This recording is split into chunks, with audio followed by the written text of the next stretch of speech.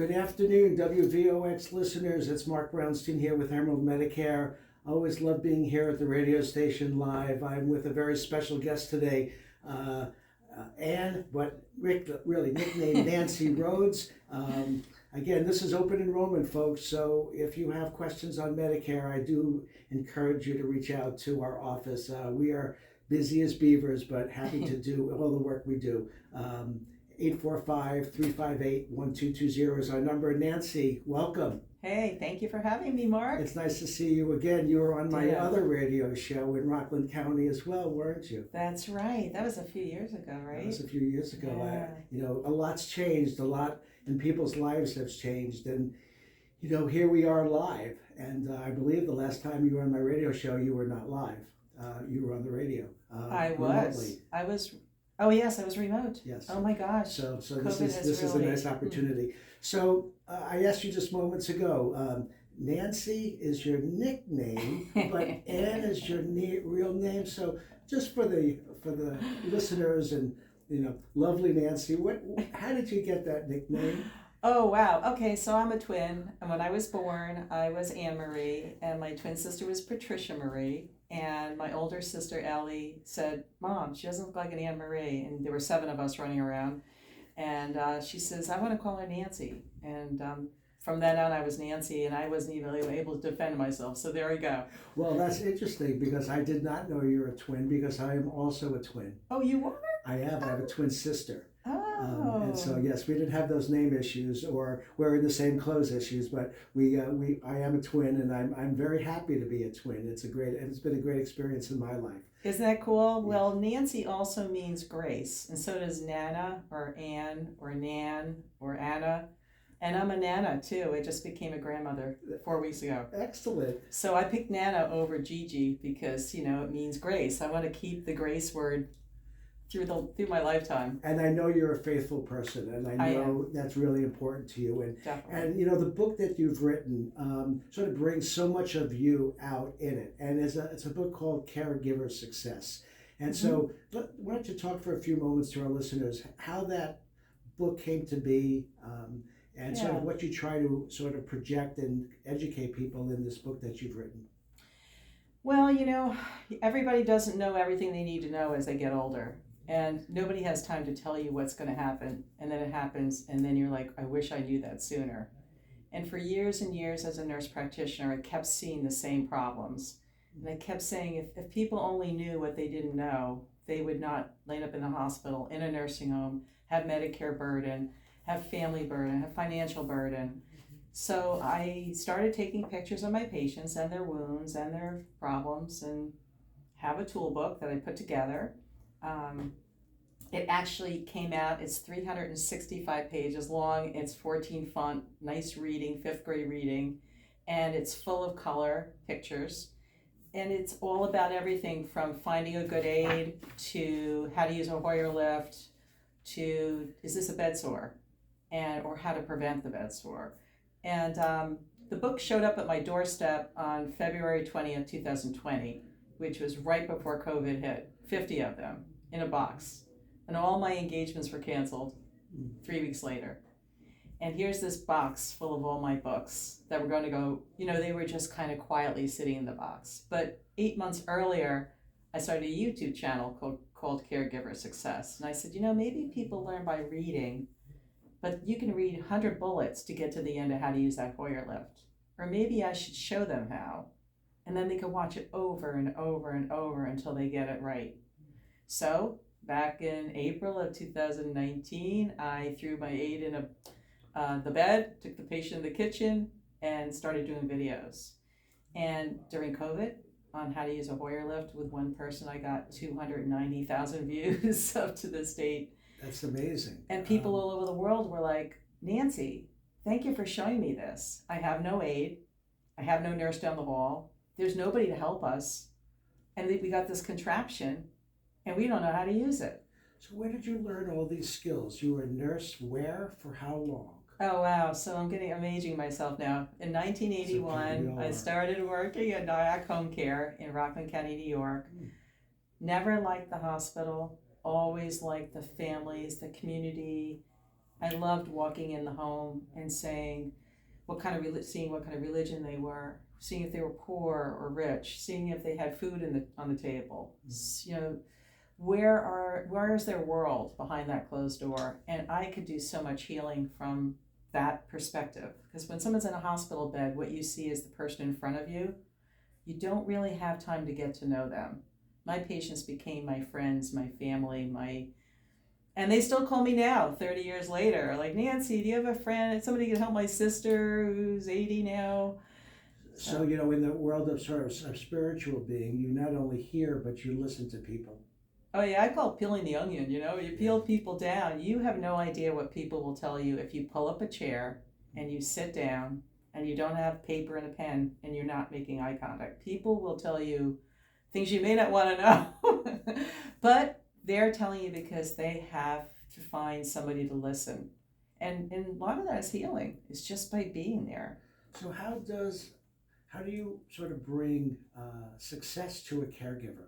What is it that they need? What is, you know, caregiver is different than the patient itself. Yeah. So you're focused in on the caregiver providing services to with their loved one.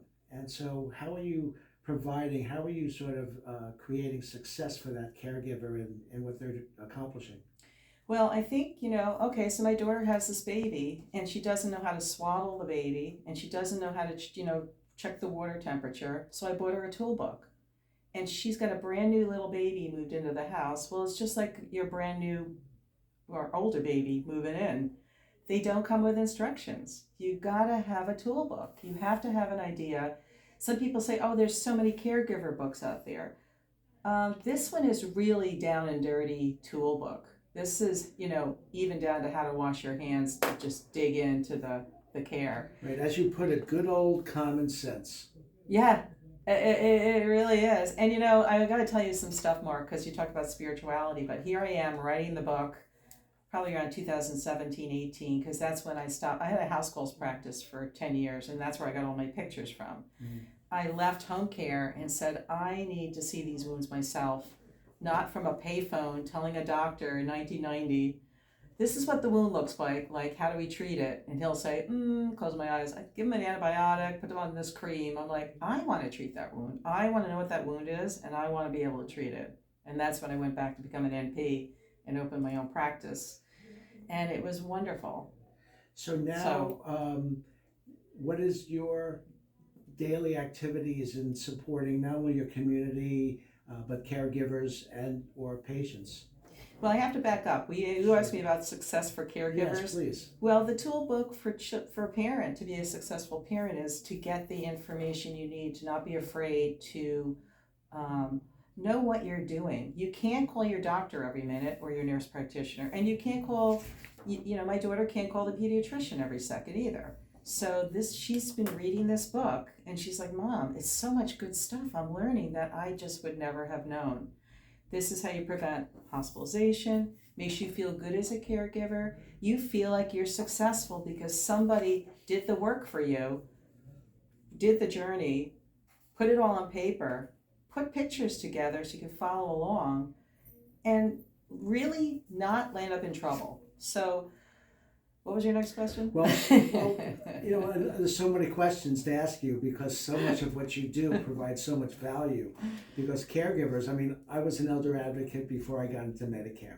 So I understand the importance of having an adult child be able to help their parent to sort of feel like they're doing what they need to do so that they don't have to bring in an outside professional, pay money out of their own pocket, not necessarily covered by Medicare or Medicaid. They're doing it themselves. They're trying to survive and do the right thing. So, you know, your goal, I think, is to prevent unnecessary suffering and hospitalization. That was really the reason. Yeah. I was like, if we all live long enough, we're all going to get constipation and land up in trouble, UTIs, pneumonia. I mean, these are just a few. Falling. You know, people think, oh, well, I could wear those slippers, but, you know, you just don't know what one thing could happen lead to another, and you're like, I wish I listened to Nancy. So this is, I have the book in front of me, Nancy, and I look at the book, and it is in big font, but there's so many different topics that to have this in front of one, to be able to research the issues that someone is facing, certainly must give the caregiver a tremendous amount of confidence to be able to proceed with their day, or not have to, like you say, reach out to the doctor, the nurse practitioner, or some other community support. Well, you can go on Dr. Google and look everything up, but it'll scare the pants off of you because, you look up one thing and they take you down the road to the worst case scenario, and you have to think it's a squirrel in the woods before it's a zebra, so you have to know what you're looking at in front of you. And I think by conglomerating all the information, like the book is in sections. The first section it says how to use this book.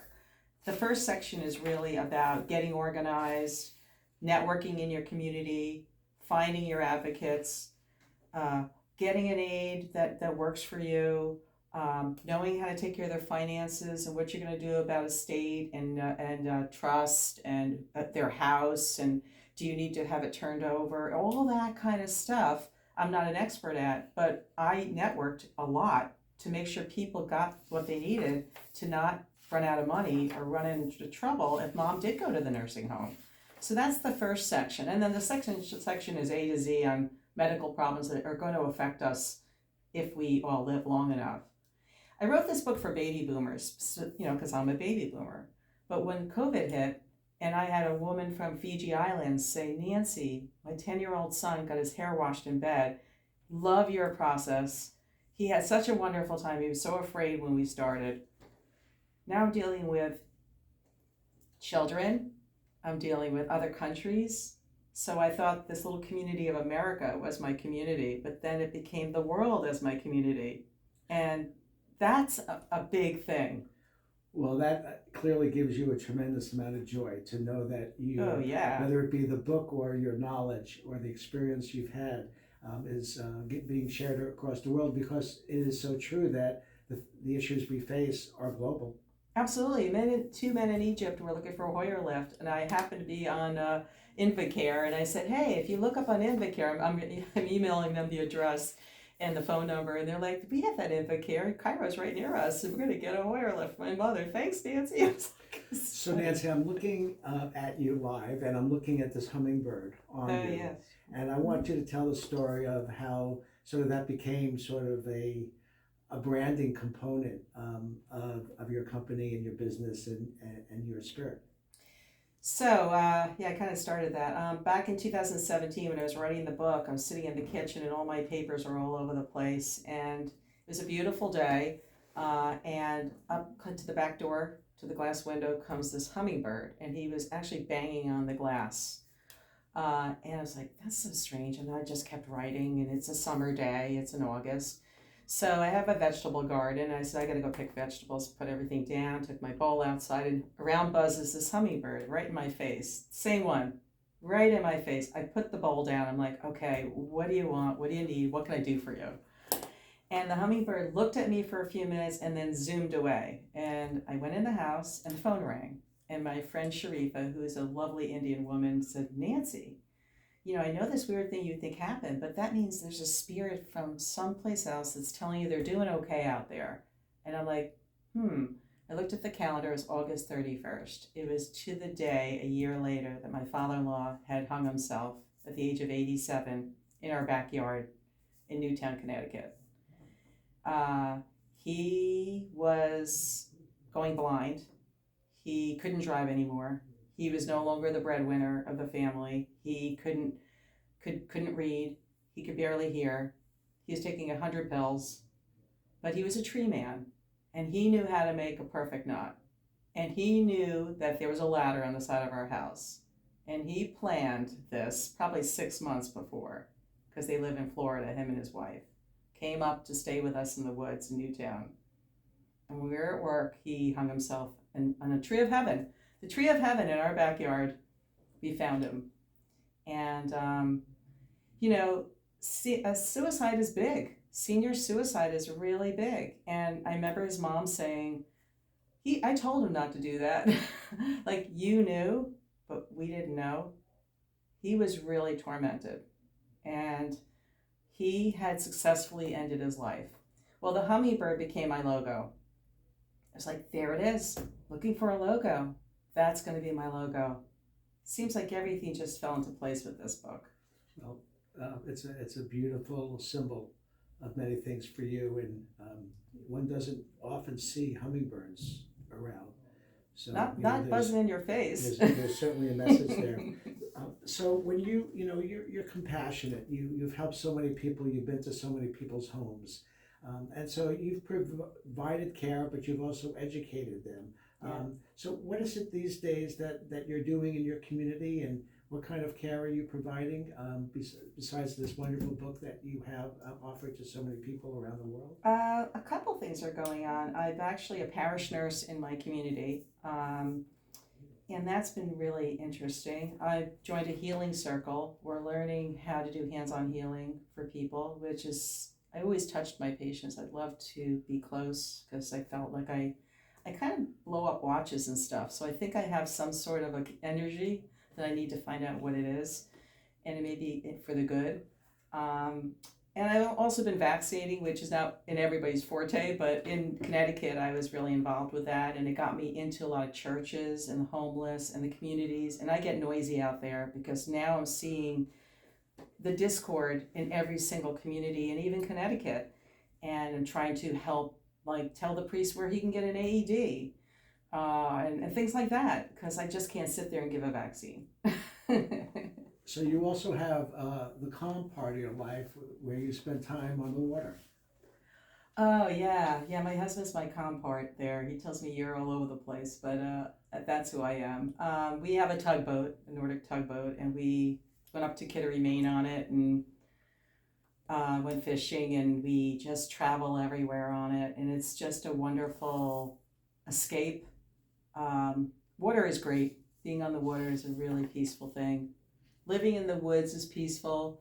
I'm also doing a memory cafe at the local, wherever I go to the beaches, I pick up shells and stones and things on each of these beaches, and we're going to be making jewelry at this memory cafe from all the stuff I collected last summer from the beach at the local library. And they said, come on in, Nancy, show us what you have. And so there's lots of sides to healing besides a book and a YouTube, you know? So you've devoted your life to healing others.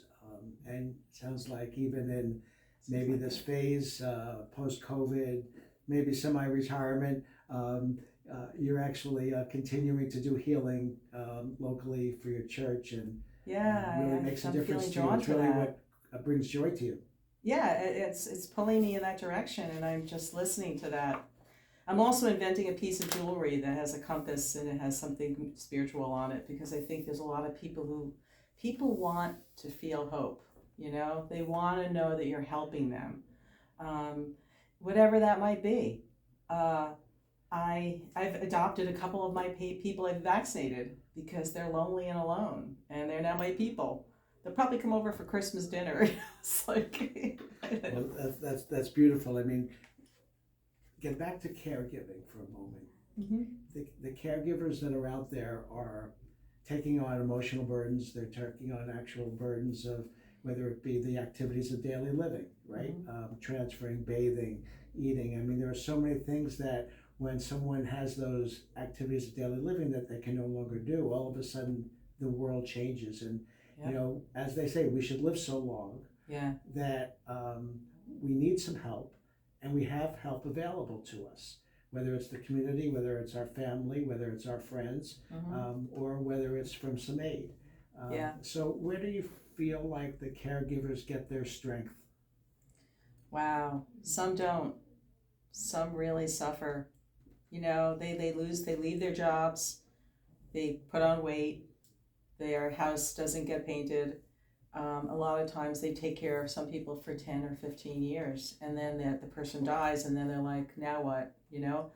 I do write in the book about taking care of yourself. There's a lot of my videos about self-care, gratitude, you know, live in the now, you know? Even if you're taking care of your mom, you should be walking around your house or singing or dancing or something that makes you happy for a half hour a day, just to give you food, you know, something to help you go on. You know? So this morning when I was being interviewed, introducing the fact that I was going to have you on the show, they asked me, and we talked a little bit about music and how helpful music is for those seniors who are maybe getting old, maybe not having all of their faculties, but music seems to bring people back to their youth, back to a place of comfort and of joy. Well, it's also memory bringing. They will not forget any word from their favorite song. Right. It comes back like riding a bicycle. And it's nice because it also gives them the feeling like, oh, I remember that song when I was 6 and I was on my grandmother's lap. And it brings them back other feelings of good stuff, not just the words to the song. It's like, where did I learn that song? Where did I sing it last? That's what I hope these memory cafes will do too, is ways that people can turn the shell over and say, I remember when, and help them with their memory. I don't know. We all have a direction. We don't know what it is. COVID definitely has made a lot of people very reflective of where they're going or what they've done or what they want to do now or how important living is or life. So it's interesting. I was talking over the weekend to a friend, and in the work that I do in Medicare, I have become much more humble, aware, sensitive to the conversations, the needs of people, how quickly things can change. Yeah. Whether it's 60, 70, 80, or 90, I talk to people of all ages, but, makes me certainly more grateful for the health that I do have, also knowing how uncertain the future is. Yeah. Knowing in my case that I happen to have long-term care insurance, but also realizing that many people don't. And at the point in which they don't, they have to look at, coming out of pocket for expenses that could be significant. Yeah. The communities that people live in often supply a lot of resources, but certainly people have to tap into their family members. But would you say that family members are a big component of the caregiving that you're in touch with as family? Yes and no. Sometimes they burn out and there's just no money. I have one person who called me and she says her mother was in the hospital and her ex-husband that she took in, she's taking care of, who's demented because he had no one. But she's got to work and she has no money to take care of him. And she didn't know that if he was in the hospital for 3 days, which he was in June, just say, I can't take him home because I can't afford to take care of him and I need to work. That he would get in the system. That was lost. She didn't know that she had to know that from a social worker of what can help me not go back home and do this all over again. So do you see people often in the work that you do, utilizing Medicaid, thinking that Medicare is going to cover it all, private pay? What's the general model that you see, at least in the communities that you work in? Well, nowadays I'm kind of out of touch with that part, mostly. I think if people have Medicare, the traditional Medicare, and they don't have an insurance from their job that they inherited, like teachers or federal government people or whatever, they're looking for other ways of getting out of traditional Medicare and maybe getting, like you were saying, another plan that they can afford that will cover some. And then the other part concerns is dentist and vision. Hey, my husband's retiring at the end of December, but he still has Cigna for me to go to the dentist. So I'm having all this work done before he's out of there. Yeah. So I have 80 people signed up for a webinar on dental Wednesday at 6 p.m. So, how do we find that, Mark? So again, my office number is 845-358-1220. I've got 80 people signed up. The amount of information that's being requested on dental and vision coverage has gone crazy over the last couple of months during open enrollment. Nancy, how do people get a hold of you? What's your website? What's your YouTube channel? Okay, so thank you for that, Mark. My Caregiver Success is the name of the book, Caregiver without an S on it. So it's www.caregiversuccess.com. You can go on that site, and you can also get on my YouTube channel from there by just clicking the YouTube button. That's also called Caregiver Success. This actual video will be on there. So for all of you who are here, hi. I'll see you on the video. And my phone number, let's see, I'll give you my email. It's Nancy, THENP for nurse practitioner @gmail.com. You could call me 845-641-7277. Well, that's great. So, you've taken your career as a nurse practitioner. You've given to so many people. You love what you do. You've helped so many clear across the world. What are some comments you would make to a caregiver here on the radio in terms of what they can feel, think, or do to make their world a little easier? Well, one thing is you have to have humor. And one thing that we don't know how to find is that funny, silly spot in us sometimes when we're really down and out. I have run into this wonderful man named Stu. Stu and Lori are having a variety hour. It's going to be like a Carol Burnett show. And the baby boomers like me know those shows. Those shows were really, really great. And the younger people don't have any idea how funny those shows were. So they're bringing that back for us to watch, enjoy, and laugh at while mom or dad is sleeping. And it can be watched 24 hours a day. So the show is called? It's called the Stu, S-T-U, and Laurie, L-A-U-R-I-E, Variety Hour. It's coming out in January. It's going to be on Newsmax and like 30 other mediums, from what I understand. Great. They're trying to help small businesses with your zip code on directory to find you. Well, great, Nancy. I'm so glad you were here live on the radio with me, WVOX listeners. Thank you so much for being here. Thank you, Nancy. It was great. Thanks, Mark. Thank you so much. See you next month, listeners. Again, Mark with Emerald Medicare, 845-358-1220. Happy to help anyone. My services are free. Be well. Have a great day.